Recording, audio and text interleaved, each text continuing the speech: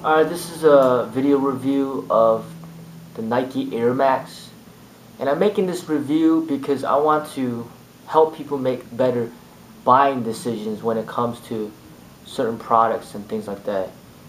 Essentially I want to help people save money from buying products that may not be worth the money, and to make better buying decisions. So this is my honest feedback.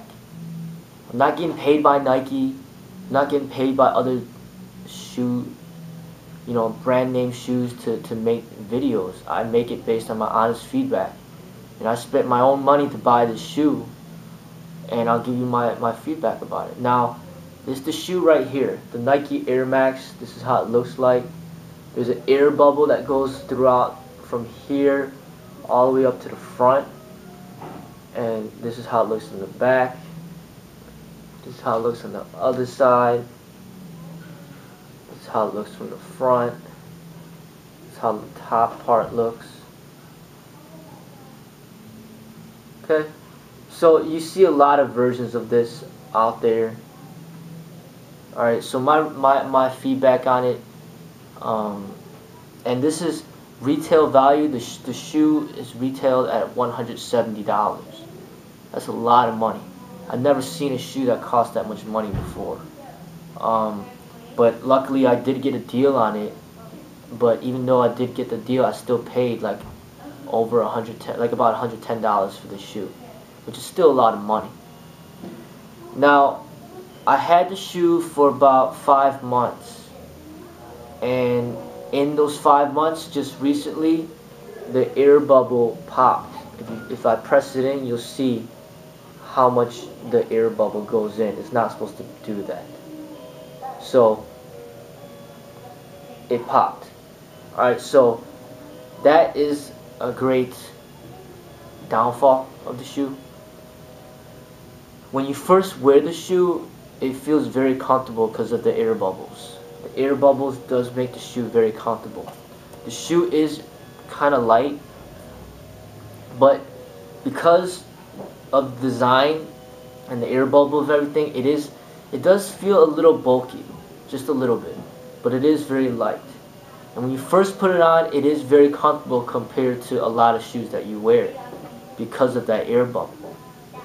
But it only lasted for 5 months, and the value of the shoe is $170. I don't think that's a good thing. If you pay that much money for a shoe and only lasts for that long, I don't recommend it. I don't think it's worth it, even though it is comfortable. Now, when I wear the shoe, I pretty much wore it like almost every day for the 5 months. And almost every day, not every day, but maybe 4 days out of the week, out of those 5 months, I would train outdoors, and I'd be running on the concrete, and I'd be stretching on the concrete, and then basically, I guess it stretches up over here, it scratches up in the inside, over here it gets scratched up because I'm stretching on the concrete. And then the bottom of the shoe, if you look at it, it wore down from the running on the concrete. It just wore down. This is the air bubble right there, and there's the air bubble right there. So you see how the concrete wore down the shoe. But even though I trained like outside 4 days of the week for the 5 months, for the most part, for most of the day I was indoors, and it wasn't any like strenuous activity.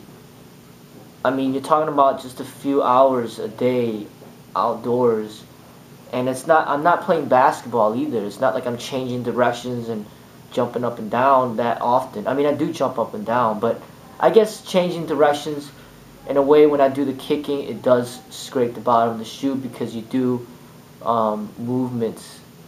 But I didn't think that it would wear down the shoe this quickly. But it wore down the shoe, the air bubble popped, and this is how the shoe looks in the bottom. I don't recommend it. I recommend, if you go to stores like Marshall's, you could find shoes like they're like half the price of the retail. Like I went over there the other day, they had this shoe called the Audi pair which is the Adidas shoe that fits in like a glove over your foot, is retailed at 100, and at Marshalls it's running for 50. Pretty much, I'm gonna try what I can to not spend over $50 for any shoes, because now that I see how long these things last, it's not worth spending that much money for it. I'd rather get two pairs of shoes that are decent than just one of these, or three pairs of shoes than one of these. I'd say, like, a lot of times you could wait, buy shoes at Foot Locker when it's like on sale. Like when the new models coming out, they'll sell the old models for like half the price, and that's what I recommend. Like, wait until you can get a really good deal, because to pay full price for these shoes and it doesn't even last that long, I don't recommend it. I recommend to spend around 50 bucks and get shoes that are very light. That's good for the martial arts. Shoes that you can run in.